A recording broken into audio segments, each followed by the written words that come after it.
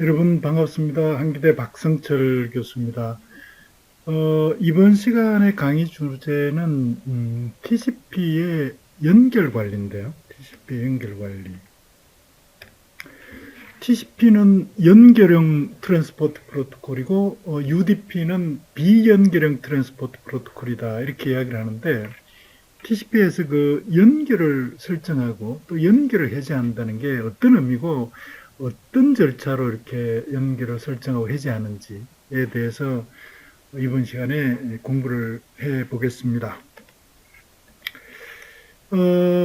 TCP에서 말하는 연결이 뭔지를 먼저 조금 이렇게 살펴봐야 되겠죠, 그죠? 연결이 뭔지를 한번 보고요. 그 다음에 연결 설정 과정, 연결을 설정하는 과정, 커넥션을 이스태블리시 하는 과정하고요. 그 다음에 설정된 연결을 해제하는 과정, 그 다음에 TCP 프로토콜이 연결을 설정하고 해제할 때까지 상태가 어떻게 변하는지에 대해서까지 한번 공부를 하려고 합니다. 양이 조금 많을 수도 있을 것 같은데요. 최대한 빨리 한번 진행을 해 보겠습니다. 자, TCP는 연결형 다중화 서비스를 한다. 이렇게 트랜스포트 계층의 개요 강의를 할 때 한번 설명을 드린 적이 있는데요. 그래서 TCP는 클라이언트하고 서버 간에, 클라이언트 프로세스하고 서버 프로세스 간에 1대1로 소켓을, 클라이언트 소켓 하나하고 서버 소켓 하나를 1대1로 이렇게 연결을 한 다음에 그 소켓을 통해서 이렇게 데이터를 주고받죠. 그래서 반드시 소켓과 소켓 간에, 클라이언트와 서버 소켓 간에 연결을 설정하는 그런 과정이 이렇게 이제 반드시 필요한 거죠. 어느 소켓과 어느 소켓을 연결할 건지. 그런 과정을 핸드쉐이킹 한다. 이렇게 이야기를 하는데, 핸드쉐이킹 한다. 이렇게 이야기를 하는데, 그래서 보시면은 이제 이 1대1로 연결을, 그러니까 이제 보통 우리 소켓 주소를 이렇게 쓰거든요.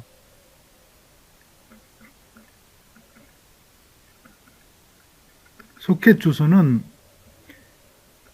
IP 주소와 포트 번호, 이게 이제 소켓 주소다. 이렇게 이제 보통 일반적으로 이야기를 하는데, 그러면 이제 우리가 사실 좀 헷갈릴 수 있는 이런 게요. 예를 들어 서버 같으면, 그러니까 웹 서버 같으면 지금 예를 들어 여기가 이제 웹 서버다 이렇게 보자고요. 이 서버인데, 이 서버가 웹 서버다. 이렇게 보면요. 웹 서버는 포트 번호가 80번이고, 그 다음에 뭐, 우리 대학 웹서버에 IP 주소가 있겠죠. 그죠? 웹서버를 동작시키는 컴퓨터에 이제 IP 주소가 있겠죠. IP 주소.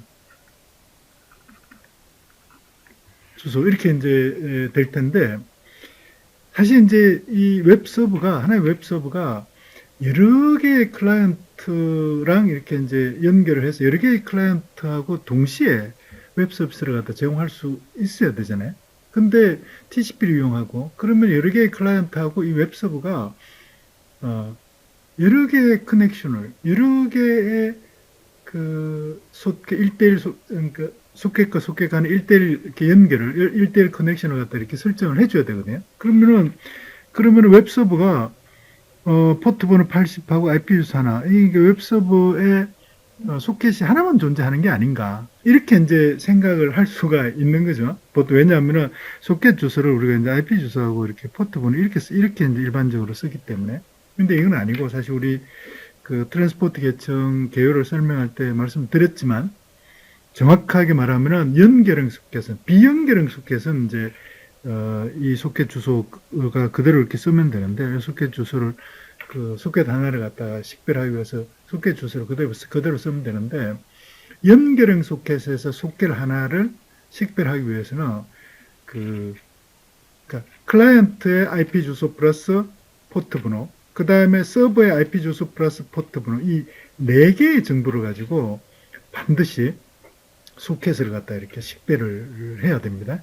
그래서 사실 여기 서버에 소켓이 이렇게 웹 서버를 위한 소켓이 3개가 있으면 이 3개가 각각이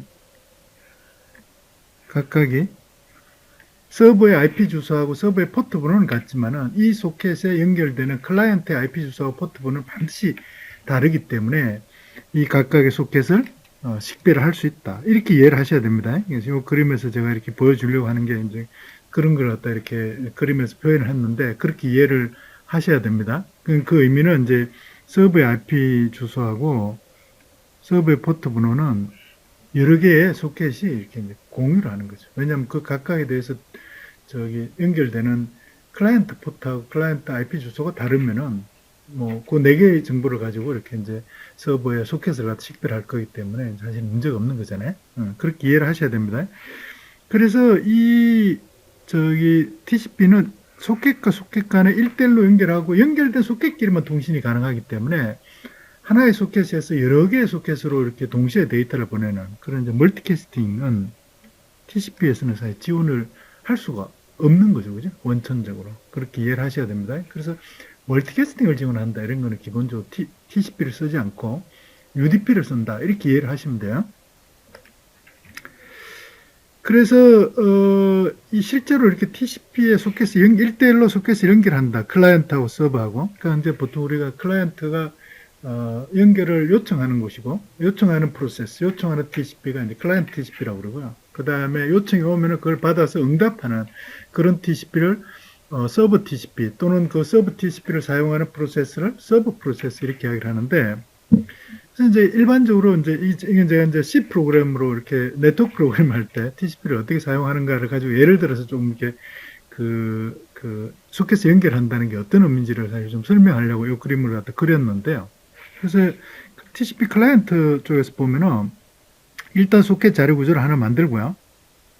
소켓 자료 구조를 하나 만들고 그 다음에 커넥트를 이제 호출하는 거죠. 커넥트 함수를 호출하면은 커넥트 호출하면은 이때 서버하고 이렇게 커넥션을 갖다 설정을 요청하는 거죠.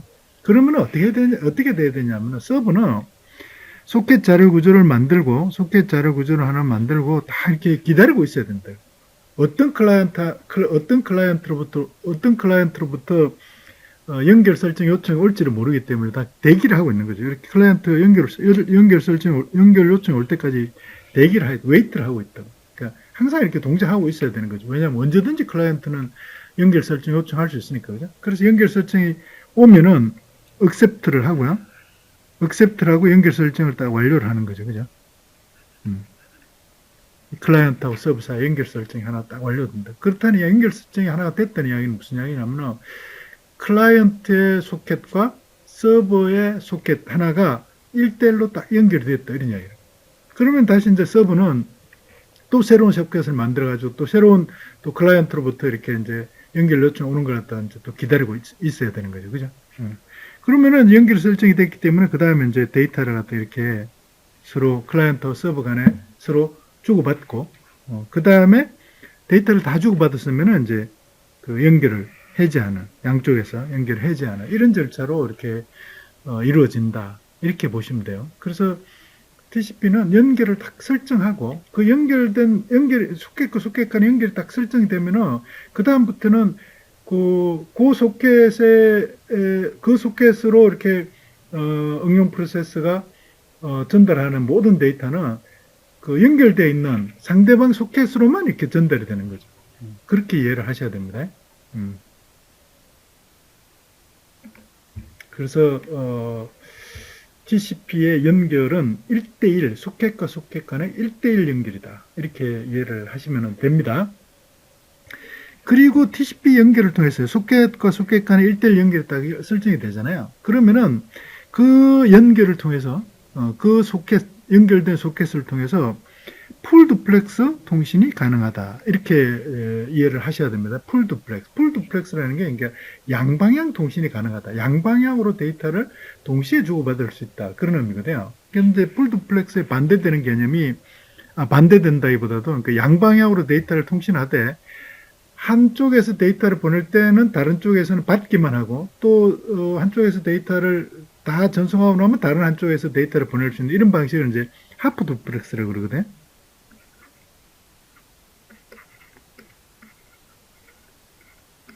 하프 듀플렉스라고 그러는데 TCP는 풀 듀플렉스.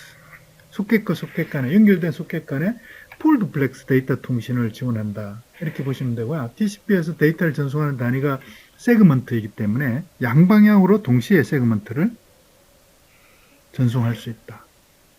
그리고 이 세그먼트가 TCP의 세그먼트가 이제 무한정 큰 데이터를 갖다 보낼 수 있는 건 아니고요. TCP가 보낼 수 있는 세그먼트의 크기가 딱 정해져 있는데, 그 단위를 MSS라고 그러거든요. MSS, Maximum Segment Size, MSS.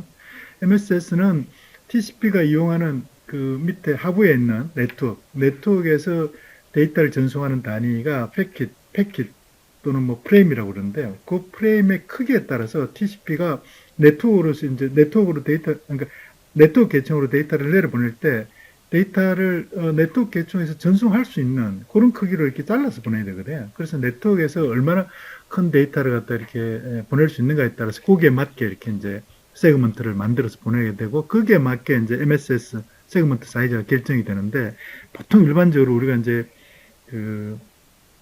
많은 경우에 이 네트워크를 이더넷을 많이 쓰거든요. 그러니까 여러분 아직 뭐 이더넷을 공부를 안 해본 사람들도 있겠지만, 그러니까 유선 네트워크는 보통 이더넷을 많이 쓰는데, 그때 이더넷에 전송하는 데이터 단위의 크기가 150바이트, 1500바이트거든요.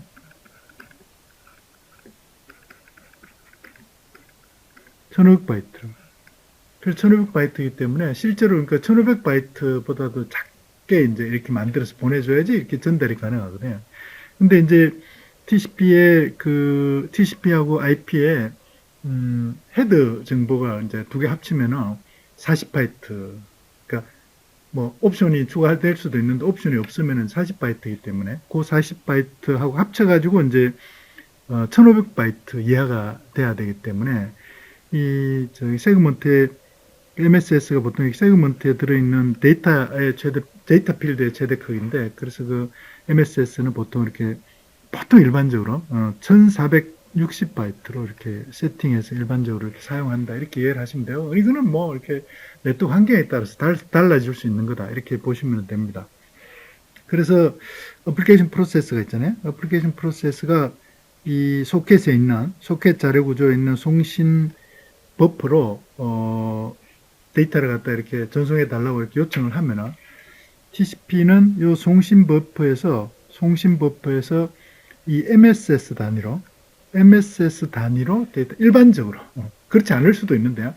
일반적으로 MSS 단위로 이렇게 데이터를 갖다 세그먼트로 만들어 가지고 이렇게 전송한다. 이렇게 이해를 하시면 되고요. 물론 서버 쪽에서도 송신 버퍼로 데이터 전송을 요청하면 세그먼트 단위로 만들어서 이렇게 클라이언트로 이렇게 동시에 전송할 수 있다. 이렇게 보시면 되고요. 그래서 수신된 세그먼트는 소켓 자료 구조에 있는 수신 버퍼에 저장이 된다. 이렇게 보시면 되고요. 서버에서 전송된 것도 마찬가지겠죠. 그죠? 송신자의 수신 버퍼에 이렇게 저장이 된다. 이렇게 보시면 돼요. 그래서 어쨌든 TCP의 소켓과 소켓 간의 연결은 양방향 통신을 지원한다. 이렇게 이해를 하시면 됩니다. 오케이.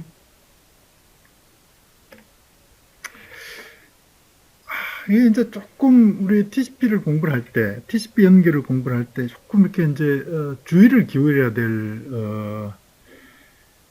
부분이 사실 이 부분인데요. 이 부분. TCP 연결은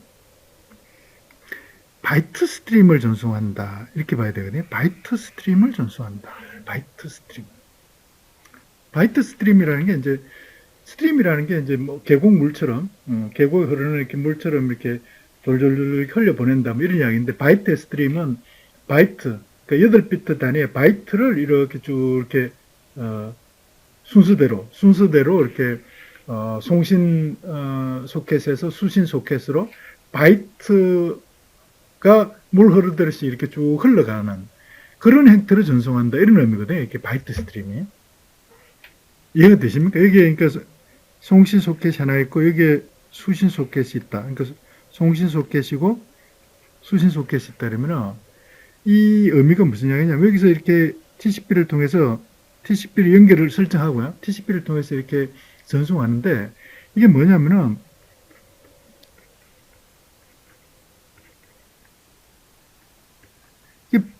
이게 그러니까 바이트의 열 형태로 이렇게 전송이 된다 이런 이야기라고요. 바이트 열.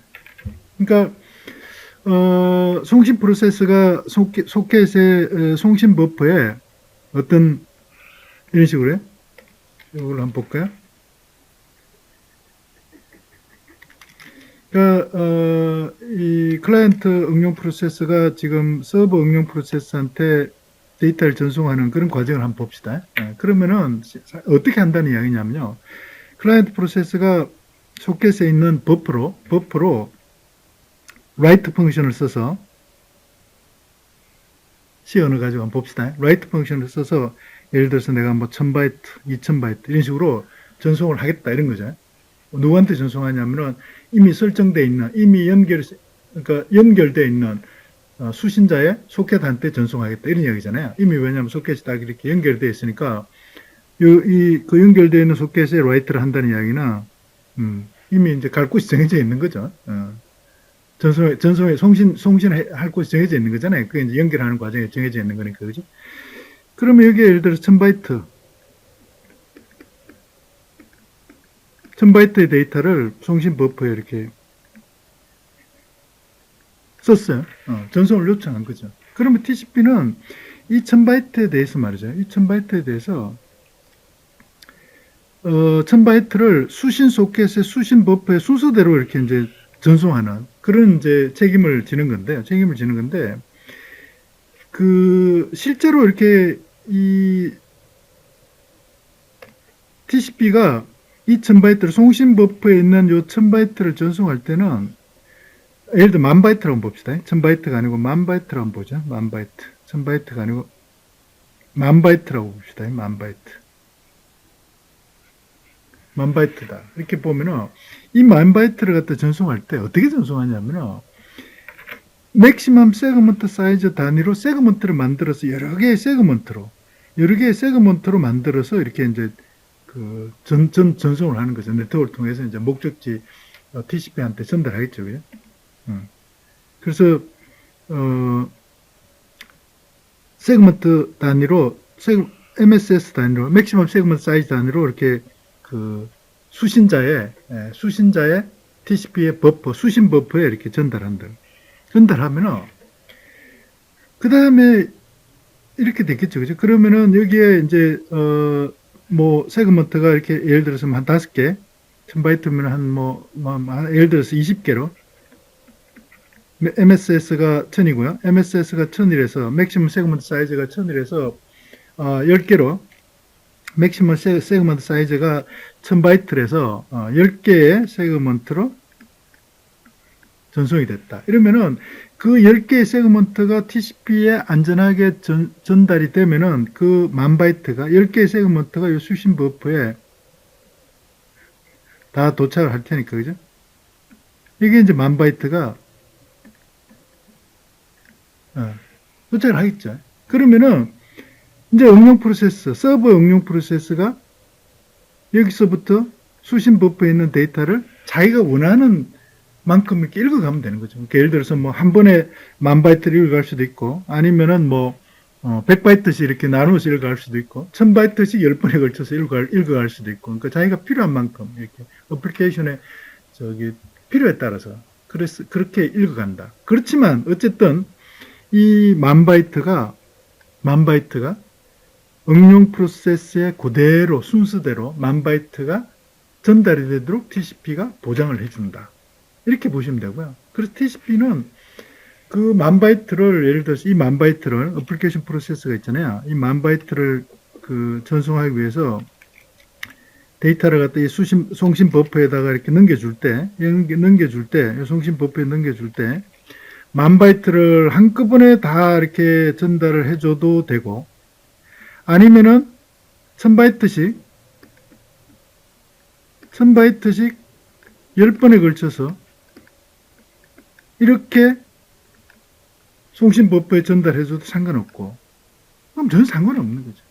그러면은 TCP는 단지 그 만 바이트를 10번에 거쳐서 송신 버퍼에 들어왔던, 뭐 한 번에 들어왔던, 두 번에 들어왔던 그 만 바이트를 자기의 그 세그먼트, 맥시멈 세그먼트 사이즈 단위로 나눠가지고 수신 버퍼에 이 만 바이트를 제대로 전달만 하는 그런 역할을 한다. 이렇게 보시면 됩니다. 그래서 그 TCP가 그 전달하는 데이터의 이 단위는 바이트가 만 바이트의 이 스트림이 순서대로 목적지 TCP의 수신 버퍼에 안전하고 순서대로 전달이 되도록 이렇게 보장하는 역할을 한다. 이렇게 보시면 됩니다. 오케이? 그 외에는 아무것도 없어요. 그래서 여기에 뭐 그 응용 프로세서가 TCP한테 넘겨주는 그런 어떤 데이터의 단위 이런 게 TCP 입장에서 보면은 그거는 전혀 이렇게 상관이 없고요. 단지 바이트, 몇 바이트인지 그것만 이렇게 목적지까지 저기 그 전달을 요청받은 그 바이트 수만큼 순서대로 전달한다. 그래서 소켓에서 소켓까지는 바이트 스트림으로 이렇게 전달된다. 이렇게 이야기를 한다고요. 이해가 됐으면 좋겠습니다. 우리 이제 나중에 이제 이게 이제 그 순서 번호 같은 그 재전송 같은 이런 문제 때문에 순서 번호 같은 걸 이렇게 이제 세그먼트마다 이렇게 매겨서 보내게 되는데 그때 순서 번호가 그래서 바이트 번호가 이제 순서 번호를 이렇게 매겨지기 때문에 그때 순서 번호를 공부할 때 그때 다시 한번 공부할 기회가 있을 겁니다. 그래서 그런 TCP 연결을 어떻게 그러면 설정하는가? 소켓과 소켓 간에 어떻게 TCP 연결을 설정하는가에 대해서 한번 그 과정을 공부를 한번 해볼 텐데요. TCP를 연결하는 과정은 3-way 핸드쉐이크를 통해서 설정한다. 이렇게 보통 일반적으로 이야기를 합니다. 3-way 핸드쉐이크. 그러니까 악수를 3번 한다는 이야기인데 그 의미는 악수를 한다는 게 클라이언트 TCP하고 서브 TCP 사이에 뭔가 정보를 세그먼트를 3번 주고받는다. 뭘 하기 위해서? 연결을 설정하기 위해서. 무엇 간의 연결인가? 클라이언트 소켓과 서브 소켓 간의 연결을 설정하기 위해서. 그런 의미입니다. 그래서 이게 3-way 핸드쉐이킹을 통해서 연결을 설정한다는 게 사실 정확하게 말하면 어떤 의미냐 이게 뭐냐 이런 걸 보면요. 사실 이제 로지컬하게 보면은 클라이언트 소켓과 서브 소켓 간의 연결을 설정한다 이런 건데 그 연결이라는 게 사실은 논리적인 연결이거든요. 물리적으로 뭔가 회선으로 연결한다 이런 의미가 전혀 아니기 때문에 그래서 그 클라이언트 소켓과 서브 소켓 간에 동기를 맞추는 작업이다. 이렇게 이해를 하면 돼요. 동기를 맞추는 작업이다.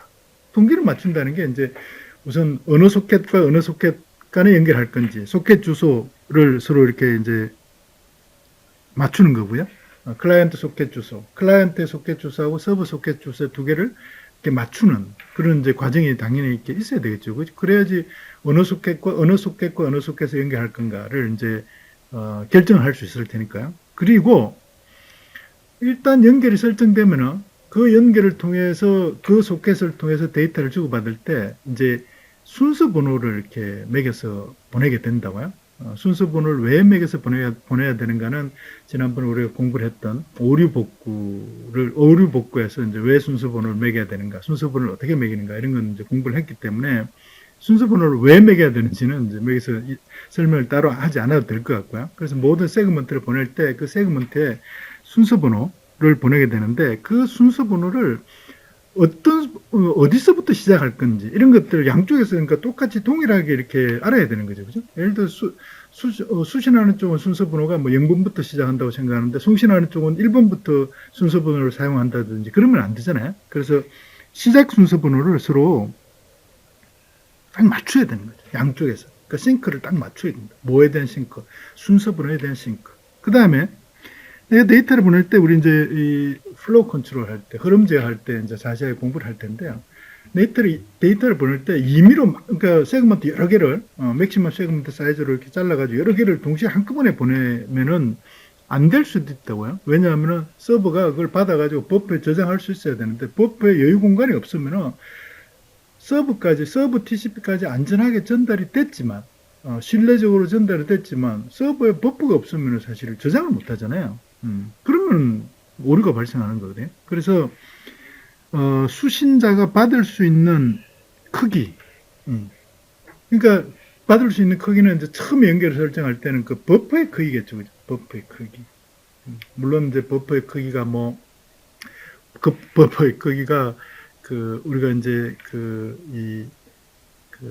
순서 번호하고 순서 번호의 필드의 크기하고 그 다음에 뭐 윈도우 크기 이런 부분에 대해서는 셀렉티브 리피트하고 고백N에 대해서 공부할 때 좀 했었잖아요. 그래서 버퍼를 임의로 크게 한다고 해서 뭐 이렇게 수신 윈도우 크기를 뭐 완전히 이렇게 할 수 있는 그런 건 아니지만 어쨌든 여기서는 그럼 제가 아직 그 공부를 하기 전이니까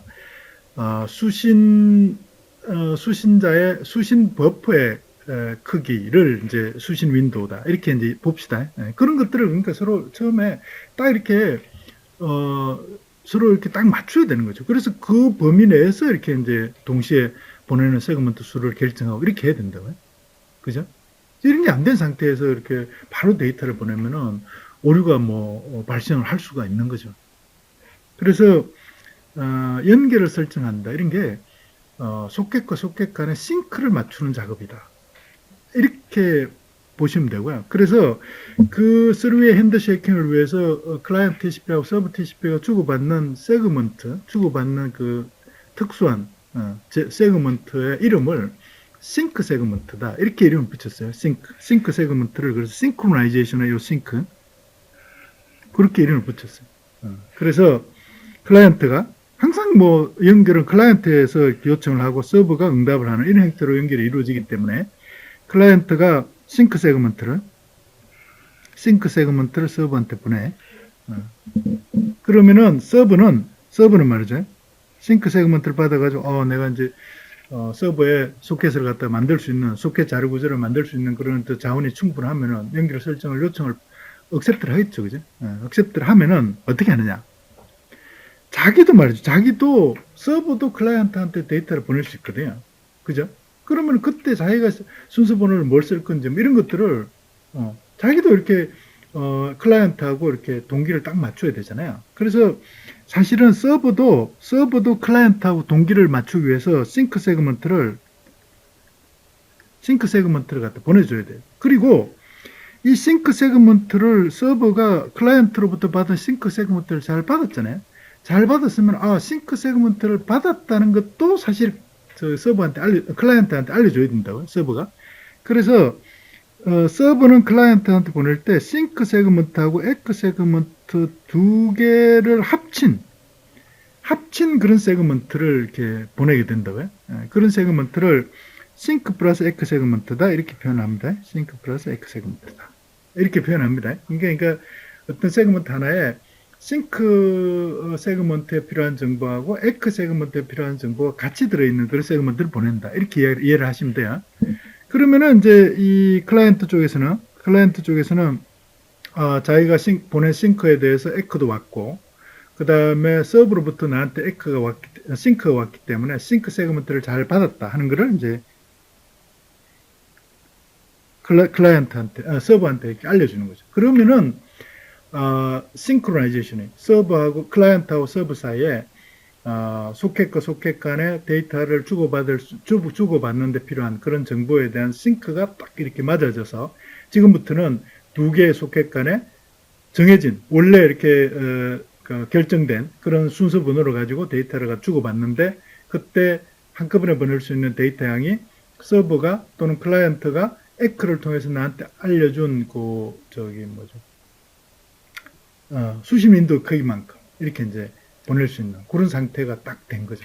그때부터는 데이터를 보낼 수 있는 거죠. 그래서 여기서 이 상태에서 데이터를 보낼 수 있고 여기서도 이 연결 설정이 다 끝나면 이제 데이터를 보낼 수 있는데 조금 이따가 자세하게 어느 시점에 데이터를 보낼 수 있는가를 조금 봅시다. 자, 그래서 우리가 아직 TCP 이게 이제 TCP 세그먼트의 구조인데요. TCP의 세그먼트의 구조인데, TCP에서 전송하는 데이터의 단위를 TCP 세그먼트라고 그러거든요. TCP 세그먼트라고 그러는데, 그 TCP 세그먼트의 자료 구조를 아직 이렇게 정확하게 공부를 하지 않은 상태에서 이제 설명을 해야 되는데, 뭐 다음 시간에 TCP 세그먼트의 구조에 대해서는 자세히 할 겁니다. 그래서 첫 번째, 클라이언트가 서버한테 연결 설정해서 보낸 세그먼트를 싱크 세그먼트라고 그러잖아요. 그 싱크 세그먼트가 뭐냐면은, 여기에 세그먼트의 종류를 표시하는 그런 이제 비트가 이렇게 여러 개가 있거든요. 그 중에 싱크 세그먼트, 싱크 비트, 요 비트를 1로 설정해서 그래서 그렇게 해서 세그먼트를 만들어서 보낸다. 그런 세그먼트를 갖다 싱크 세그먼트다 이렇게 이야기를 한다는 거예요. 그래서 클라이언트 TCP가 서브 TCP한테 보내는데 싱크 비트를 1로 설정해서 보내고 그때 요 순서 번호 있잖아요. 순서 번호. 클라이언트하고 서버가 데이터를 보낼 때 처음부터 사용할 그런 순서 번호. 그런 순서 번호를 시작 순서 번호라고 그러는데요. 이니셜 시퀀스 넘버라고 그러는데 이니셜 시퀀스 넘버. 요 ISN, 이니셜 시퀀스 넘버라고 하는데 요 설정하고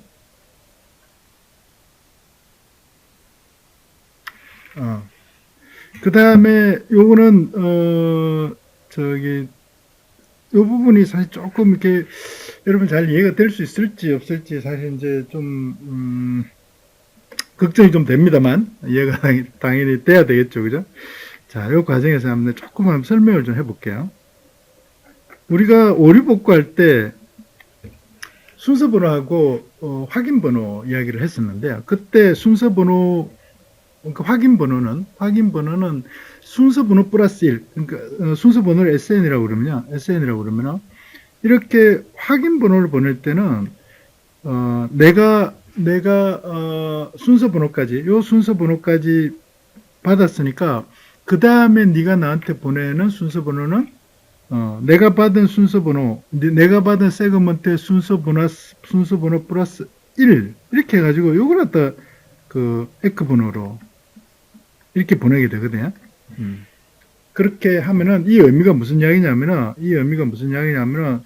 그 다음에 송신자가 세그먼트 보낼 때 순서 번호가 SN 플러스 1이 된다 이런 이야기라고. 여기부터 이제 요 순서 번호로 이제 세그먼트를 만들어서 보낸다 이런 이야기거든요.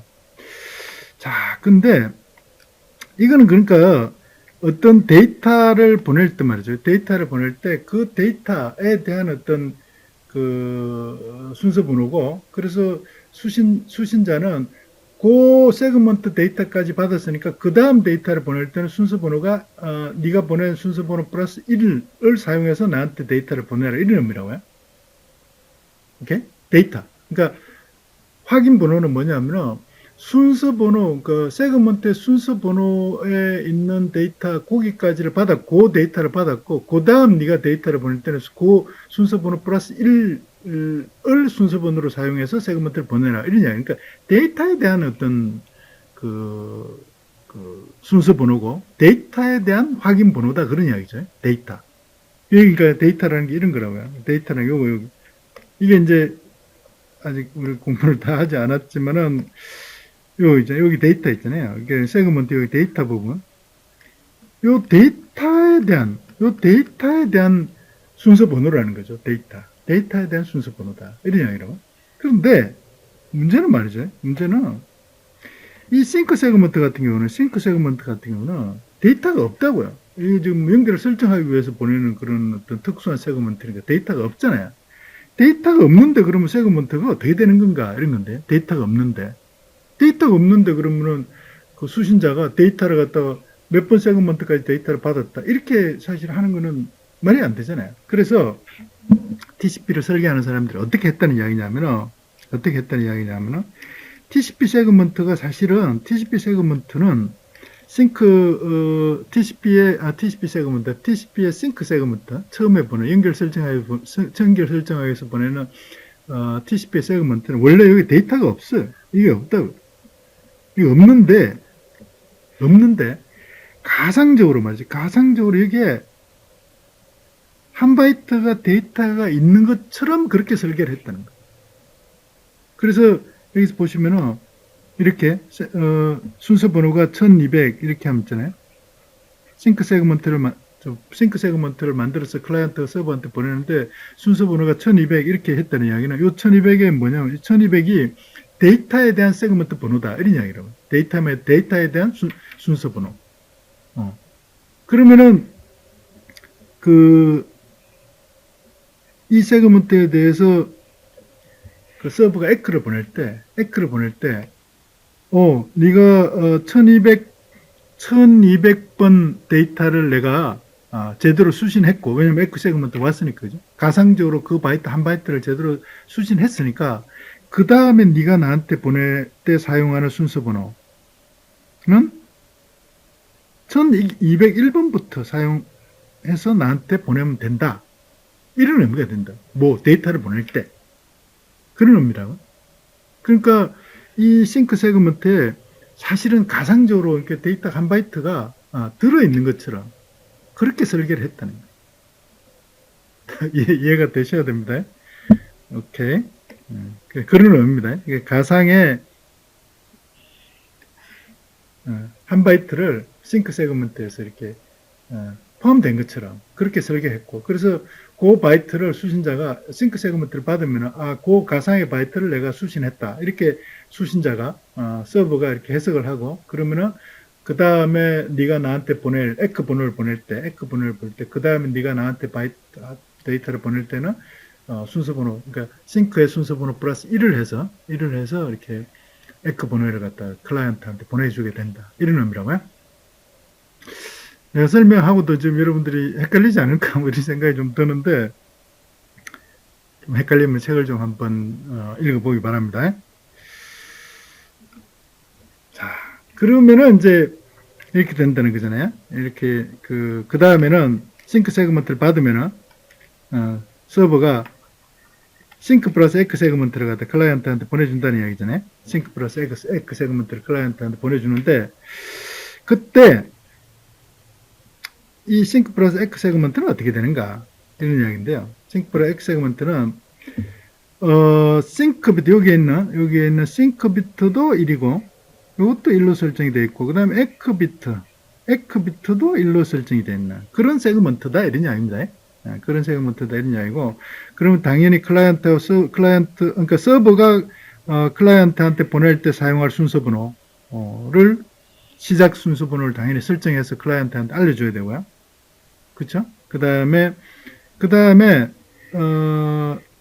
클라이언트한테 내가 싱크 세그먼트를 잘 받았다. 그 다음에 너는 순서 번호를 뭘 쓰면 된다. 이렇게 이제 알려줘야 되겠죠, 그죠? 그렇게 확인 번호를 알려주는데, 확인 번호는 싱크 세그먼트 사용한 순서 번호 플러스 1을 이렇게 확인 번호를 이렇게 알려준다 이런 이야기고요. 그 의미는 싱크 세그먼트에 가상적으로 데이터 한 바이트가 있었다. 이렇게 가정하고 그 데이터를 한 바이트를 잘 받았다. 그래서 그 다음 내가 서버가 클라이언트로부터 수신할 데이터는 싱크에 사용한 순서 번호 플러스 1이 된다. 그런 의미로 이렇게 알려준다는 거예요. 그리고 이제 에크에서 서버가 클라이언트한테 내가 지금 버퍼가 크기가 얼마인지를 이제 알려줘야 되겠죠, 그죠? 그래야지 클라이언트가 얼마만큼 내가 데이터를 서버한테 보낼 수 있는지를 판단할 테니까, 그죠? 그런 정보가 수신 윈도우 크기고요. 여기 수신 윈도우 크기를 서버가 클라이언트한테 이렇게 알려준다 이런 이야기고요. 마찬가지로 여기에 이제 싱크 세그먼트가 서버에서 클라이언트로 가기 때문에 클라이언트도 거기에 대해서 싱크 세그먼트를 받았다 이렇게 이제 그 서버한테 알려줘야 되잖아요. 그러니까 여기도 마찬가지로 가상의 한 바이트가 여기에 가상의 한 바이트가 들어있는 것처럼 그렇게 순서 번호를 소비를 한다 이런 이야기고요.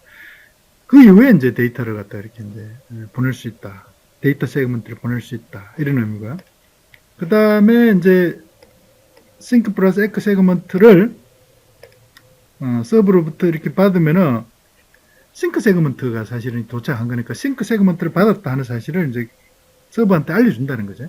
그때 보낼 세그먼트가 에크 세그먼트인데요. 이 에크 세그먼트는 사실 조금 이렇게 이 교재에 설명마다 조금씩 이렇게, 막 이렇게 차이도 있고 이래서 여러분들 사실 많이 헷갈릴 수 있는 그런 이제 부분인데요, 부분에. 서버가 보낸 싱크 플러스 에크 세그먼트를 클라이언트가 받고 서버한테 잘 받았다. 이렇게 이제 알려주는 그런 세그먼트인데요. 그래서 에크 비트가 이제 1로 설정이 되어 있겠죠. 그죠? 에크 비트가 1로 설정해서 이렇게 보내게 되는데, 그러면은, 요, 받았다, 잘 받았다 하는 확인 번호를 이제 알려주는데 말이죠. 이 알려주는 게 뭐냐면, 에크 플러스, 싱크 세그먼트가 사용했던 순서 번호 플러스 1이 되는데요. 그, 지금 여기, 요걸로 보시면은, 요 순서 번호가 싱크 플러스 에크 세그먼트가 사용했던 순서 번호가 4800이다 이러면은, 여기에 사실 뒤에 가상의 데이터가 한 바이트가 있다 이런 이야기고, 그러니까 요 데이터 4800번 데이터를 받았다 이런 의미거든요. 그러니까 에크를 알려줄 때 서버가 다음에 네가 나한테 순서 번호를 쓸 때는 여기다 4800 플러스 1 해서 4801 이렇게 알려준다는 거예요. 4801 그렇게 알려준다는 의미고요. 요 의미가 확인 에코 번호를 갖다 이렇게 이제 알려줄 때 그렇게 알려준다는 이야기고요. 그 다음에 클라이언트가 서버한테도 당연히 클라이언트의 버퍼 크기를 갖다 알려줘야 되겠죠, 그죠? 그래야지 서버가 클라이언트한테 데이터를 보낼 때 한꺼번에 보낼 수 있는 데이터 양이 얼마인지를 이제 알 수 있을 테니까. 근데 이때 보내는 요 에크는 있잖아요. 요 에크 뒤에 이 에크 세그먼트 뒤에 여기 말이죠. 여기에 에크 세그먼트 뒤에 데이터를 추가해서 보낼 수도 있고 데이터 없이 보낼 수도 있어요. 데이터를 추가해서 보내는 거는 이제 뭐라고 이야기를 하냐면 여러분들 뭐 나중에 공부할 기회가 있을 텐데 데이터를 추가해서 보내는 거를 갖다 이제 에크 세그먼트에 데이터를 갖다 엎혀서 보낸다 이렇게 해서 피기베킹 한다 이렇게 이야기를 하는데 물론 나중에 이제 가서 공부를 하고 데이터를 추가해서 보낼 수도 있고 데이터를 추가하지 않고 보낼 수도 있고 이런 의미거든요. 그래서 요 데이터가 포함이 될 때는 당연히 세그먼트 순서 번호가 이제 이 데이터의 순서 번호가 되겠죠. 데이터가 있으니까 세그먼트 이제 순서 번호를 매길 때 요 데이터의 순서 번호를 갖다 포함해서 그 순서 번호를 이제 순서 번호를 소비를 해야 되는데 데이터가 없을 때는 어떻게 되는가? 데이터가 없다는 이야기는 그러니까 클라이언트가 서버한테 에크를 보내면은 데이터를 보내지 않는다는 이야기는 무슨 의미냐면 클라이언트가 보낸 이 에크 세그먼트에 대해서 서버는 나한테 다시 받았다는 것 같다 나한테 알려줄 필요가 없다 이런 의미거든요.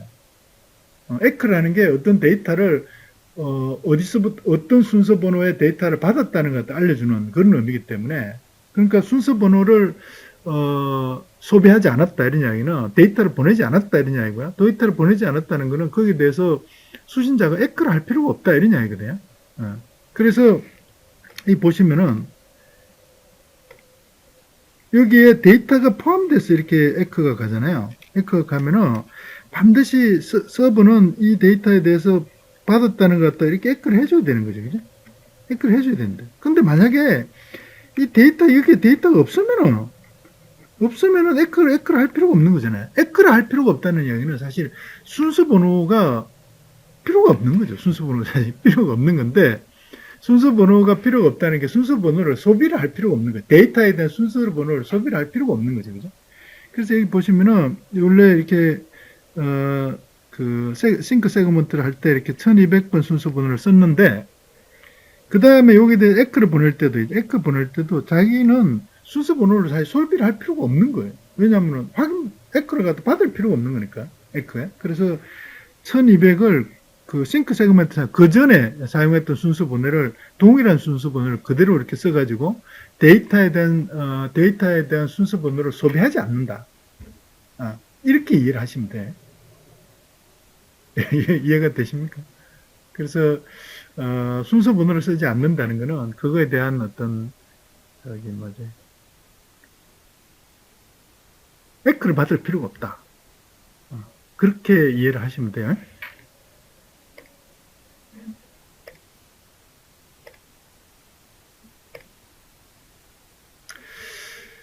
이제 여기까지 설명을 했으니까 연결 해제는 사실 이제 간단한데, 연결 해제. 연결 해제는 4웨이 핸드쉐이킹, 기본적으로 4웨이 핸드쉐이킹을 한다. 이렇게 하는데, 4번 이제 세그먼트를 주고받는다. 이렇게 보시면 되겠죠. 그죠? 그래서 연결을 해제할 때 사용하는 세그먼트는 여기에 피니시라는 거죠. 피니시.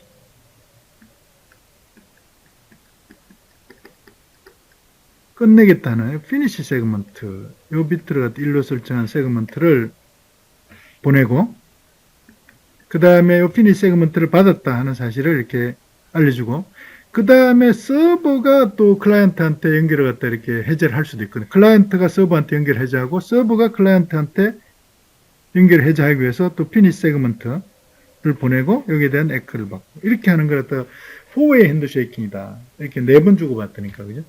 이 이야기는 무슨 이야기냐면은, 연결이 설정되어 있는데, 클라이언트하고 서버가 상호간에 말이죠. 상호간에, 이게 지금 양방향으로 이렇게 데이터 통신하는 연결이 설정이 되어 있기 때문에, 이 클라이언트가 핀 세그먼트를 보내고, 피니시 세그먼트를 보내고, 여기에 대해서 서버가 에크 세그먼트를 받는데, 이런 이야기는 클라이언트가 서버로 보내는 데이터 전송만 중단하겠다. 그런 의미고요. 그 다음에 서버도 그 다음에 클라이언트로 데이터를 전송하지 않으려면 서버가 다시 피니시 세그먼트를 보내고 여기에 대한 에크를 보내서 양방향에 다 연결을 갖다 다 해제한다. 이런 의미로 이렇게 4웨이 핸드쉐이킹 한다. 이렇게 보시면 되는데, 요 서버가 클라이언트가 연결을 해제하면은 서버는 반드시 나도 그러면 연결을 해제하겠다 이러면은 요 에크 세그먼트하고 피니시 세그먼트 두 개를 갖다 이렇게 묶어서 하나로 통합해서 하나의 세그먼트로 만들어서 이렇게 보낼 수도 있어요. 그럴 수도 있는데, 기본적으로는 이제 4웨이 핸드쉐이킹. 이렇게 하면 이제 3웨이 핸드쉐이킹이 되겠지만, 기본적으로 4웨이 핸드쉐이킹 한다. 이렇게 보시면 되고요. 자, 여기서, 자, 여기도 마찬가지인데요. 피니시 세그먼트를 보냈잖아요. 피니시 세그먼트. 이 피니시 세그먼트에 대해서 에크를 보낸다. 이런 이야기는 이 피니시 세그먼트에 뒤에 데이터가 없다 하더라도, 물론 데이터가 들어갈 수도 있습니다. 데이터가 없다 하더라도 여기에 가상적으로, 왜냐면 에크를 보내야 되니까, 그죠? 가상적으로 여기에 한 바이트가 들어있다. 이렇게 보시면 돼요. 그래서 여기가 순서 번호가 2500이면 에크는 2501로 이렇게 해서 보낸다. 이런 이야기라고요. 마찬가지 여기도 여기도 싱크를 보내면은 가상적으로 여기 한 바이트가 들어있다는 의미고, 여기가 7001이면은 여기는 7002, 에크 확인 번호 7002 이렇게 한다는 겁니다. 그 다음에 여기 에크에 대해서는, 이 에크에 대해서는 사실 뒤에 데이터가 없으면은, 마지막 에크는, 여기 마지막으로 보내는 에크들은 사실은 뒤에 데이터를 갖다 보낼 수가 없는데요. 그러면은 이 순서 번호는 예전에 사용했던 순서, 예전에 내가 보낼 때 사용했던, 그 직전에 보낼 때 사용했던 순서 번호를 그대로 이렇게 써서 순서 번호를 소비를 하지 않는 거죠. 왜냐하면 더 이상 이제 에크를 받을 필요가 없으니까. 그렇게 이해를 하시면 되고요. 거기에 대한 이야기를 제가 좀 설명을 했고, 그 다음에 이제 중요한 건 요 그림을 조금 이렇게 이해를 여러분이 했으면 해서 제가 요 그림을 그렸는데, 생각보다 지금 시간이 많이 지나가서 좀 마음이 좀 급해졌습니다만, 그래서 이제 최종적으로 클라이언트가 서버한테 에크를 다 보냈어요. 에크를 보냈어. 그러고 나서 그러면 여기 이제 연결이 다 이렇게 완전히 끝났잖아요. 여기에 이제 연결이 해제가 됐잖아요. 해제가 됐는데 여기서 연결을 바로 이렇게 해제하면 안 된다 그런 이야기거든요. 안 되고 일정 시간 동안 이게 대기를 해야 된다 이런 건데,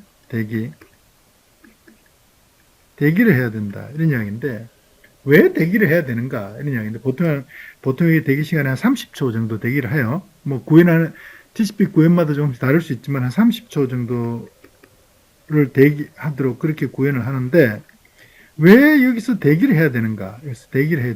이런 이야기예요. 왜 대기를 해야 될까요? 그건 뭐 당연히 이 세그먼트가 중간에 가다가 이렇게 손실이 됐어요. 그러면은 서버 쪽에서 내가 피니시 세그먼트를 보냈는데 피니시 세그먼트에 대한 에크가 오질 않아. 그럼 어떻게 되겠습니까? 다시 다시 피니시 세그먼트를 재전송을 하겠죠. 그죠? 피니시 세그먼트. 피니시 세그먼트를 계속 이렇게 재전송을 할 수 있다. 근데 사실은 이 피니시 세그먼트를 계속 재전송을 하면은 안 되는 거지. 그렇잖아요. 피니시 세그먼트를 계속 재전송하면은 이 피니시 세그먼트라는 게 서버가 나한테, 클라이언트한테 그 전에 설정되어 있는 어떤 연결을 갖다 해제하라. 뭐 이런 형태로 오기 때문에, 이런 어떤 메시지이기 때문에 이게 사실 그 이후에 설정되는 연결을 갖다 이렇게 해제하는 그런 이제 문제를 갖다 야기할 수 있기 때문에 이 재전송되는 피니시 세그먼트를 처리를 할 수 있어야 된다. 적절하게. 그래서 재전송되어 오는 피니시 세그먼트를 처리할 수 있는 그런 시간 동안 그 정도 시간을 대기를 하고 그때까지 피니시 세그먼트 재전송 때 오지 않으면 그때 비로소 이렇게 이제 연결을 완전 해제한다. 연결을 해제한다는 게 이제 뭐 그 자료 구조를 다 이렇게 이제 다 릴리즈하고 이런 거겠죠, 그죠? 소켓에 대한 그렇게 이해를 하시면 돼요.